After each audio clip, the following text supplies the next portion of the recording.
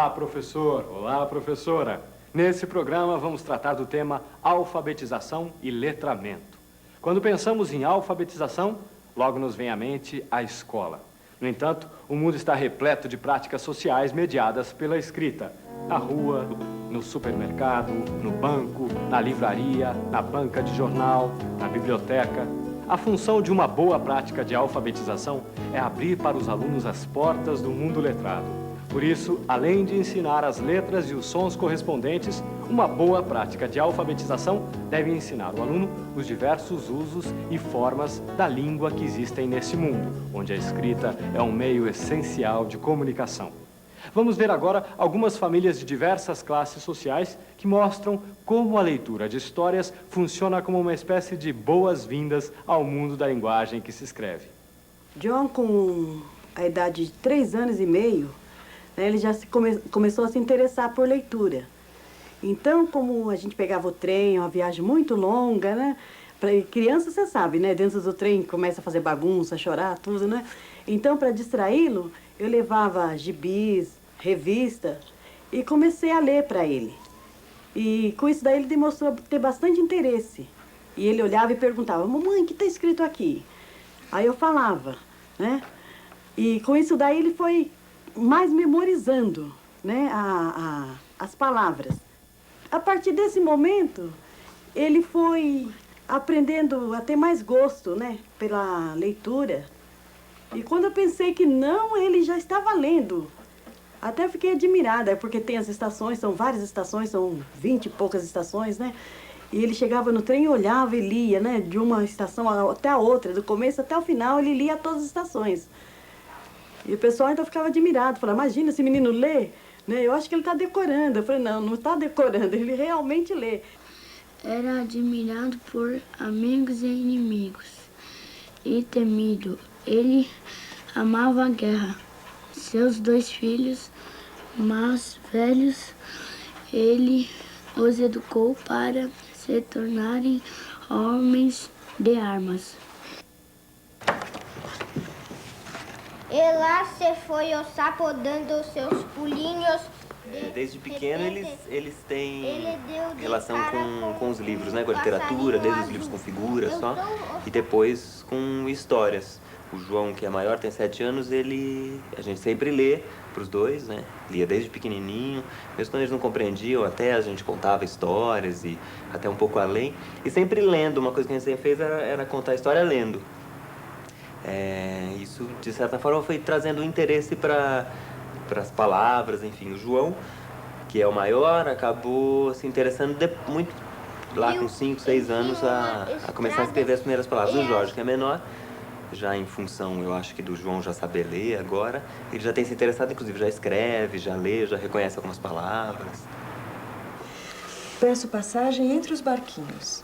Na beira da praia, vejo os meus amiguinhos.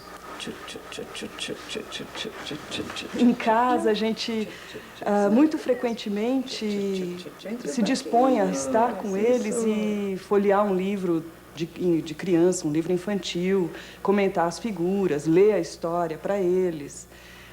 E acontece, não raramente, de ao ler uma história para eles, eles pedirem para...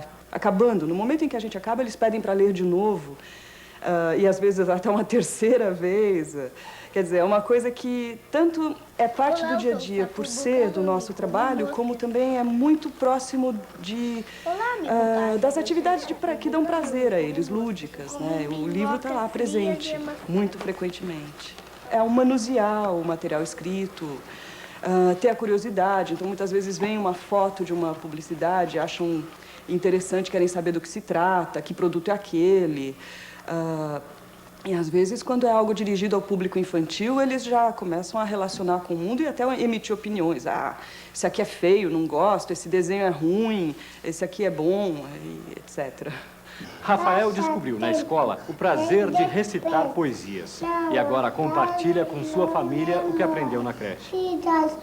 Muito cansado, já perdi toda a alegria de fazer meu tic-tac. Dia e noite, noite e dia. Eu tenho 4 filhos, né? Então, sempre acostumada a ler livro de histórias infantis para ele, né? Evangélico, né? Então, o Rafael e a Rafaela foram para a creche com 2 meses, mais ou menos. E depois teve um projeto na creche, assim, de leitura. E eles trouxeram um livro, né, para cá. Então, eu comecei a contar história para ele, né? Assim, de Chapeuzinho Vermelho, da Bela Adormecida. Andei comprando alguns livros para ele também na loja de R$1. Em Santo Amaro mesmo, eu já vendo serviço e já compro. Mas pego muito também da creche, né? Porque tem livrinho que eles se interessam lá e quando chega aqui eu conto para eles, né? Eles sim, são muito interessados, né? Então sempre que eu posso, eu tô lendo livrinhos de histórias para eles infantis e vejo que eles são muito interessados, né? Era o macaco pedindo, quero sair. A Vera respondeu, sai pelas orelhas. Não posso, não. Tem cera. Tem cera. Geralmente eu só leio à noite quando eu chego, né? Eu leio mais ou menos umas 6 horas, mais ou menos, depois que eu chego do serviço, né? Antes deles dormirem, né? Porque sempre eu tenho um tempo para eles, né? Aí, um pouquinho de tempo que eu tenho, eu sempre estou contando historinhas para eles, né? Ou brincando também com eles, né? E eles gostam muito. Leilão de Jardim, de Cecília Meireles. Nos dias de hoje, dispomos de um recurso que oferece várias possibilidades de interação com a leitura e escrita: o computador. Com ele podemos buscar informações, escrever e ler mensagens, participar de bate-papos por escrito, ler instruções, enfim, aprender procedimentos letrados. Quando as crianças, desde pequenas, têm oportunidade de participar de situações em que observam adultos escrevendo e lendo, chegam à escola com informações sobre os diferentes objetivos comunicativos da linguagem que se escreve. Logo, elas descobrem que escrever um bilhete, por exemplo, é diferente de escrever uma receita ou uma história, porque a função e o destino de cada um deles também são diferentes. O sucesso escolar está diretamente ligado às experiências de letramento das crianças. Mas o que vem a ser letramento? Vamos acompanhar agora a reunião das professoras do grupo de referência onde esse tema foi discutido. Então, uma das coisas que a gente também gostaria de discutir entre nós, né, o que se fala por letramento, que é uma coisa assim que às vezes eu falo letramento e nem sempre o outro entende do mesmo jeito, né? Será que a gente consegue estabelecer uma linguagem única do que é ser letrado, né? Que é uma linguagem que até ficou muito em moda, né? E é uma questão que a gente, assim, não tem muito claro. Eu não me proponho explicar, eu vou tentar, digamos, espalhar um pouco mais as ideias, né? Esse conceito de letramento é um conceito recente para nós no Brasil, né? Inclusive o termo foi um termo inventado recentemente. Mas, na verdade, essa é uma discussão que tem origem no fato de que, em inglês, você tem um termo, que é literacy, que sempre existiu, né? Quer dizer, os povos que falam inglês sempre tiveram um termo que é mais amplo do que a ideia de alfabetização que nós tínhamos. E isso fez com que o fato de que em português não existisse essa expressão e que todos os estudiosos da questão da aprendizagem da escrita tenham sentido falta de um conceito que fosse um pouco mais amplo do que aquele da alfabetização, que era de aprendizagem do beabá, acabou trazendo, né, para a gente a ideia de letramento. Tanto quanto a gente sabe, as pessoas da área acham, foi a Mary Cato a primeira que usou essa expressão, né? E ela foi buscar numa expressão que está em desuso, né, que era a ideia de que alguém era letrado porque era culto.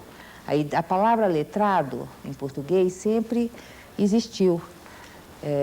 Não se usava letramento, mas letrado, sim. E letrado estava associado à ideia de alguém educado, culto, né, que tem um conhecimento da língua. Então, Thelma, eu gostaria que você colocasse, então, agora, o que é estar alfabetizado? Então, a escola, hoje, tem que se propor não só alfabetizar, e aí eu prefiro conservar os dois sentidos separados. Quer dizer, o de alfabetização como a capacidade de decodificar e de ler autonomamente. E o letramento como um conjunto muito mais amplo de conhecimentos que permite participar do universo letrado, né? E participar de um mundo que, ao contrário do que se imaginava há 30 anos atrás, é cada vez mais escrito. E cada vez mais se precisa ler e escrever bem para poder participar dele. Porque há 30 anos atrás havia pensadores que afirmavam categoricamente que a escrita ia morrer e que o mundo seria o mundo das imagens. 30 anos depois, nós estamos vendo a internet e a escrita sendo fundamental para tudo. Não tem jeito de você viver no mundo hoje, que dirá no mundo de amanhã, sem a escrita. Existe uma competência que há um momento em que as crianças ainda não têm e que, a partir de uma certa cota de trabalho, eles adquirem, que é a capacidade de pegar um texto, olhar as letras e saber o que está escrito nelas. Isso eu prefiro continuar chamando de alfabetização, que é uma parte pequena, mas importante, de um processo muito maior, que é o processo de aprender a língua, certo?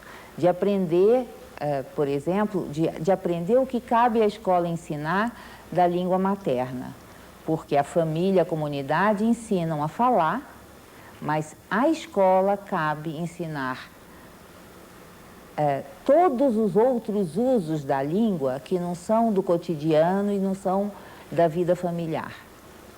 Então, falar em situações públicas, escrever textos que não são textos de uso doméstico, que são textos que garantem a inserção no mundo externo à família, e aprender a língua, aprender, digamos, as pessoas chamam de norma culta, eu prefiro chamar de a língua das classes dominantes.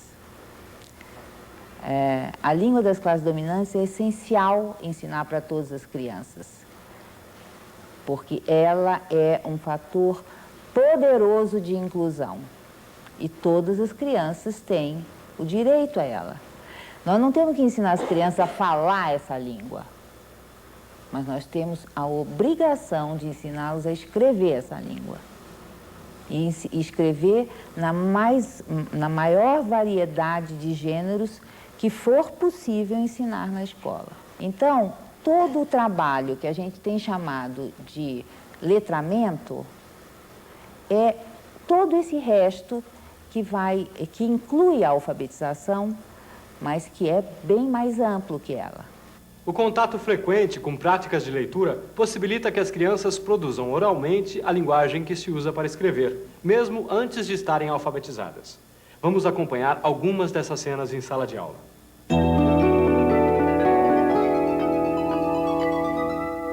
Então, hoje a gente convidou o Maternal Leão para ouvir histórias, sabe por quê?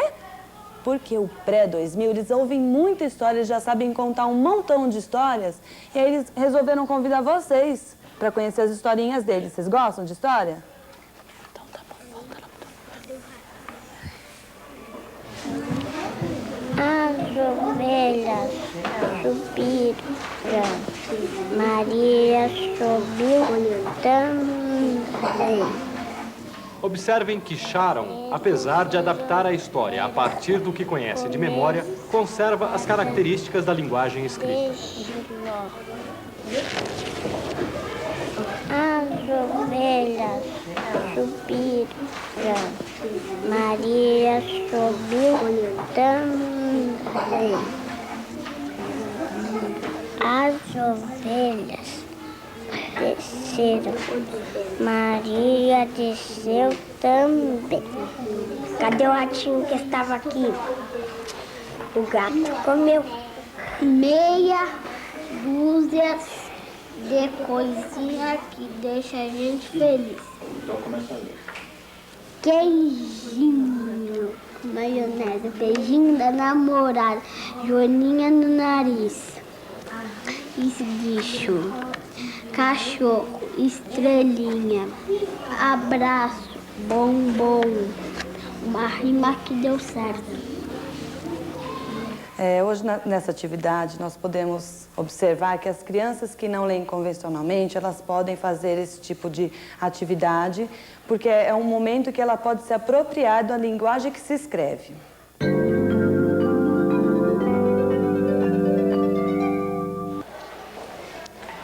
E então, Rapunzel e o príncipe casaram-se e viveram felizes para sempre. Entrou por uma porta, saiu pela outra. Quem quiser, que conte outra.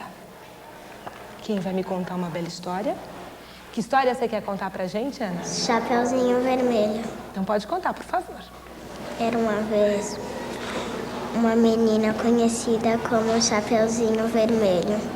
Um dia sua mãe pediu para ela levar uns doces para sua vovó que estava doente. Ela falou para a filha não sair do trilho que tem um lobo mau. Aí ela desobedeceu a mãe, encontrou o lobo mau e o lobo mau falou assim: onde você vai, menininha? Eu vou entregar os docinhos para minha vovó. Um caçador que estava passando por perto ouviu os barulhos e foi lá olhar. Quando chegou lá, a Chapeuzinho falou: o lobo chegou, comeu minha vovó. O caçador abriu a barriga do lobo e tirou a vovó. E o lobo tentou fugir, mas o caçador atirou nele e ele morreu.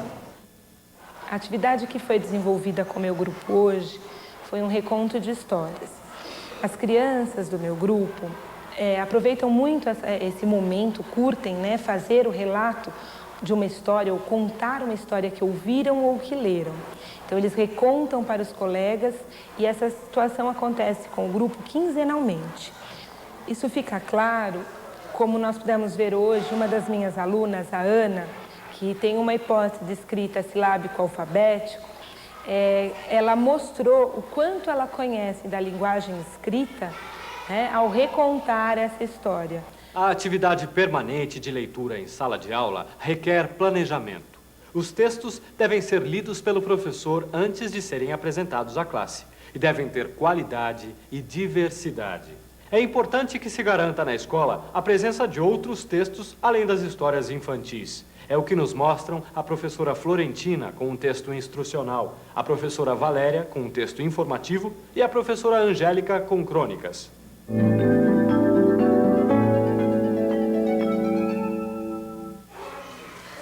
Este texto que eu vou ler ensina a jogar esse jogo dos pontinhos que vocês receberam. Jogo dos pontinhos. Para jogar, você e seu adversário deverão unir 2 pontinhos do quadro abaixo com um traço. Só vale um traço por vez. Aquele que conseguir fechar o quadradinho, traçando o 4º lado, poderá marcá-lo com a letra inicial do seu nome. Quando todos os quadradinhos estiverem tomados, ganha quem fechou a maior quantidade deles. Vocês entenderam?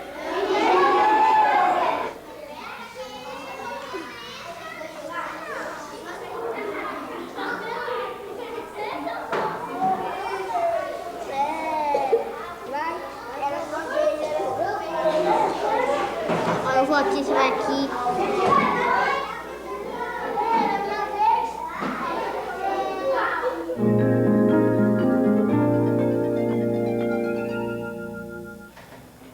Bicho de fruta precisa de pouco ar. Como alguns bichos conseguem viver dentro das frutas se lá não há ar? Apesar de existir pouco ar, os insetos mais comuns que moram dentro das frutas são larvas de moscas da família Tepiridae, como o bicho da goiaba e o da laranja. Explica o entomologista José Henrique de Guimarães, da Universidade de São Paulo.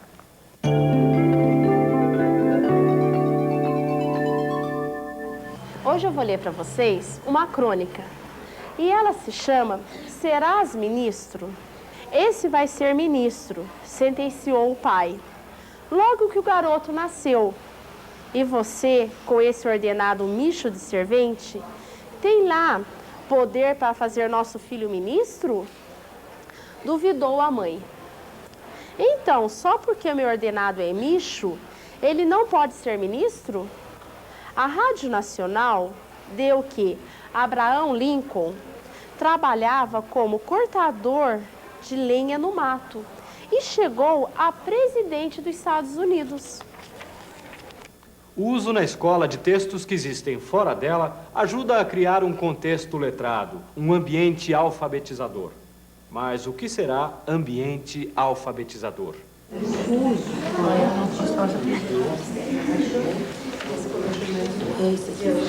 Uma das questões que o nosso grupo discutiu é sobre o ambiente alfabetizador. Então, colocar cartazes na parede, livros, jornais, gibis presentes na sala de aula, se isso é ambiente alfabetizador.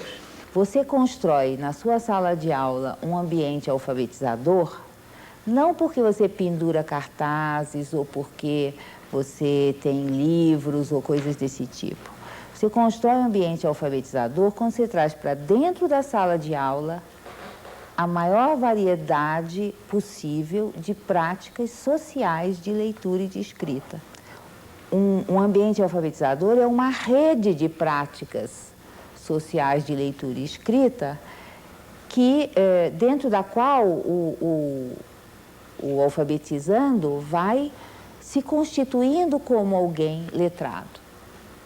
Criar um ambiente alfabetizador, um contexto letrado, parece ser um desafio para os professores. Vamos ver agora algumas situações de letramento que podem acontecer em sala de aula.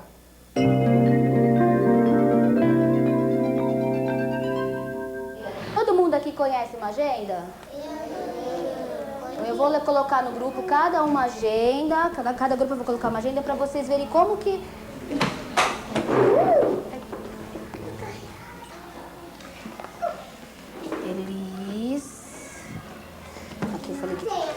O quê? Então, como é que a gente faz mesmo quando a gente quer procurar um telefone numa agenda? O que a gente faz? 4, 1, 3, 3, 8, 0.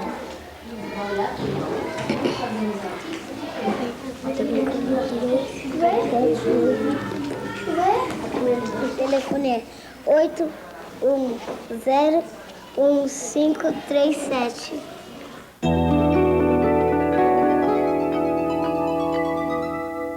Pessoal, Cláudia hoje trouxe uma carta para vocês de uma amiga minha que também é professora e ela estuda de noite comigo, com a Regina. E ela escreveu um pouco do grupo dela e eu trouxe essa carta para ler para vocês hoje, tá? Ela colocou Jundiaí, que é o lugar onde ela mora, aí 1º de agosto de 2000. Querida Cláudia, tudo bem com você? E a sua família, estão todos bem? Aqui estamos todos bem. Eu continuo a dar aulas e o meu grupo de alunos deste ano também são de jovens e adultos. Alunos de 14 a 80 anos. Agora quero saber dos seus alunos. Quantos são, o que eles mais gostam de fazer, que projetos já realizaram ou pretendem realizar, quantos anos têm e qual é a série. Aguardo respostas. Beijos, Dioneia. Então, olha, esta carta que eu recebi, eu trouxe para vocês me ajudarem a responder, porque ela perguntou de como são vocês. E aí vocês podem me ajudar a escrever o que vocês gostam de fazer aqui, o que vocês já estudaram, a idade de vocês, tá bom? Então, olha, eu trouxe já aqui meu caderninho. Depois eu escrevo direitinho, que agora tem que escrever rápido, aí a letra não fica bem legal. Depois eu escrevo direitinho, bem devagar, mando para a Dionéia, trago aqui o envelope para vocês verem, tá bom?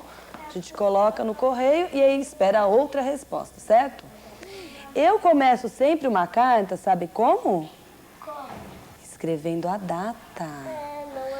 Para ela saber quando a gente está escrevendo essa carta. Escrevi São Paulo, porque nós não somos de Jundiaí, né?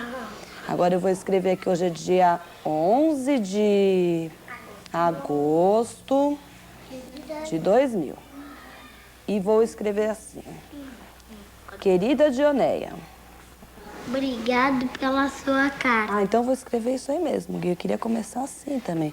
Eu e meu grupo gostamos muito dessa carta. Desta carta. Então, deixa eu ler como é que já está a carta. São Paulo, 11 de agosto de 2000. Querida Dionéia, obrigada pela sua carta. Eu e meu grupo gostamos muito. Perfeito? Agora, o que eu queria mesmo que vocês me ajudassem era lembrar o que a gente já estudou para eu contar para a Dionéia, porque... Do Brasil. Sobre o Brasil. Os índios e os negros. Já estudamos o projeto, né? Descobrindo o Brasil. Os negros e os índios. Que falava sobre os índios Depois os negros. e os negros. A gente também vai estudar projeto Marcenaria de Matemática. Ah, tá. Agora começamos a estudar marcenaria em matemática, certo? Então vamos ler como é que já está ficando a nossa carta? Olha, São Paulo, 11 de agosto de 2000. Querida Dionéia, obrigada pela sua carta. Eu e meu grupo gostamos muito. O meu grupo, este ano, é de pré, que tem o nome de Pré-2000. Nós também pedimos que mande uma foto dos seus alunos para montarmos um mural. Nós logo mandaremos fotos também. Um beijo, Maria Cláudia e Pré-2000. Agora, vocês vão me ajudar a responder a carta para Cláudia, para a professora Cláudia. Como que eu começo a carta? Jundiaí. Jundiaí, que dia que é hoje? Dia 24 do 8 de 2000.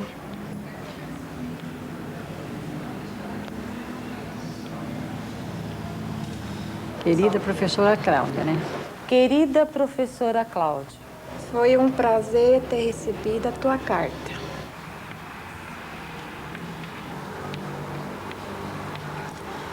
Foi um prazer ter recebido a sua carta. Dionéia e seus alunos, né? Dionéia e seus alunos?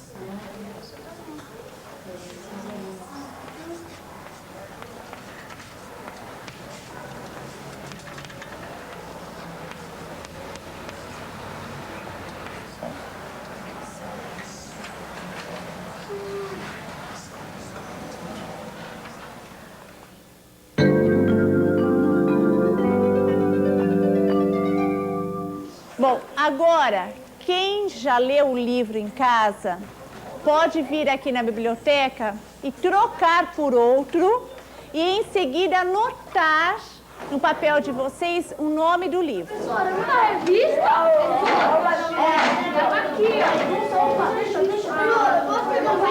Venham vocês agora. Bruno, vem você.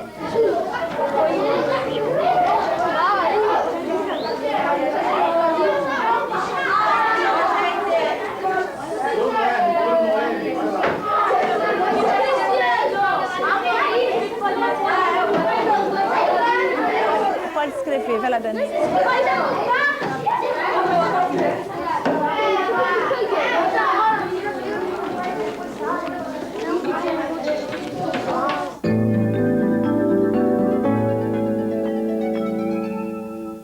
Nosso trabalho hoje, né, está sendo com o jornal.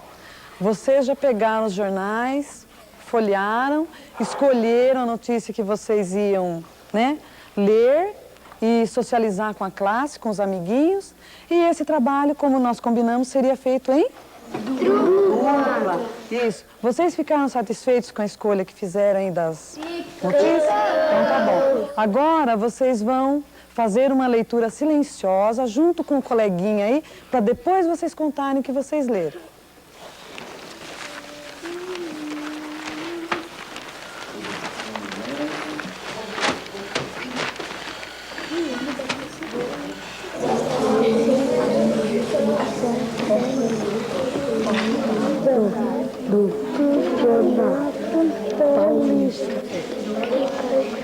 Chega mercado, leite condensado, batata.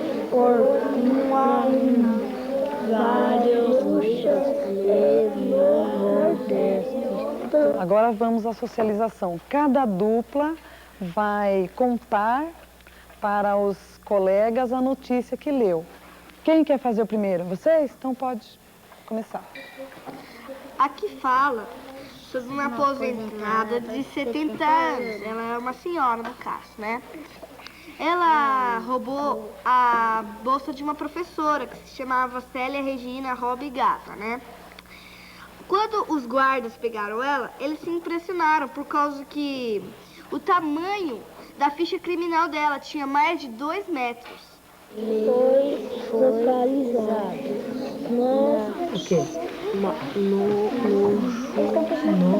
na Secretaria Municipal de Saúde. Vocês podem comentar. Hoje nós vamos falar sobre futebol. Argentino tem novo caso de violência. Atividades do cotidiano podem e devem ser aproveitadas como contexto de letramento. Vamos ver o que a professora Florentina diz a respeito disso. Um aviso que corre na escola, que alguém vem dar, então o professor aproveita aquele momento e passa também esse aviso para os alunos, como ele foi escrito, quem o escreveu, ou então basta ler para a classe, um bilhete que às vezes vem da mãe, né, ou da família, o bilhete que a professora vai mandar. Então tudo isso faz parte do ambiente alfabetizador.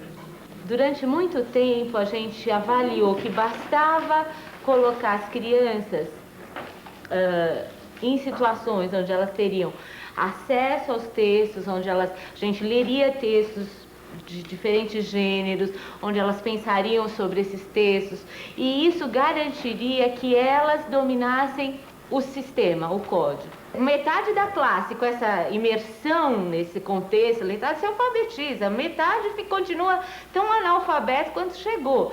Só oferecer, só repertoriar, só ler, só pensar sobre, não garante que ele construa as questões conceituais ligadas ao sistema. O processo de letramento é a sustentação, é fundamental. Agora, há um processo de alfabetização propriamente dito que acontece dentro. E é isso o que a gente chama de alfabetização com textos, certo? Quer dizer, você usa os textos numa diversidade enorme de funções e também para aprender o sistema de escrita, tá? E é preciso ações e intervenções específicas nessa direção. O professor precisa, a cada momento, saber qual é o foco, a intenção dele, o que é que ele, naquele momento, quer que a aprendizagem, que o aprendiz trabalhe, né? Para que ele possa, inclusive, alternar situações onde o foco é, por exemplo, a textualidade, ou o foco é o sistema de escrita. Para participar do mundo letrado, é preciso ler jornais, livros, tornar-se capaz de aprender coisas através da leitura. Costumávamos pensar que bastava ser capaz de decodificar para ler qualquer coisa. Hoje sabemos que não é bem assim. Para ler jornais ou outros textos de uso social, é preciso conhecer não só as letras, mas também o tipo de linguagem em que são escritos. Para compreender o que se lê, é necessário construir uma familiaridade com a linguagem escrita. Portanto, além do conhecimento sobre as letras, o professor precisa oferecer aos seus alunos a linguagem que se usa para escrever os diferentes gêneros. E isso se faz trazendo para dentro da sala de aula a diversidade textual que existe fora e lendo para eles em situações onde essa leitura faça sentido. Até a próxima.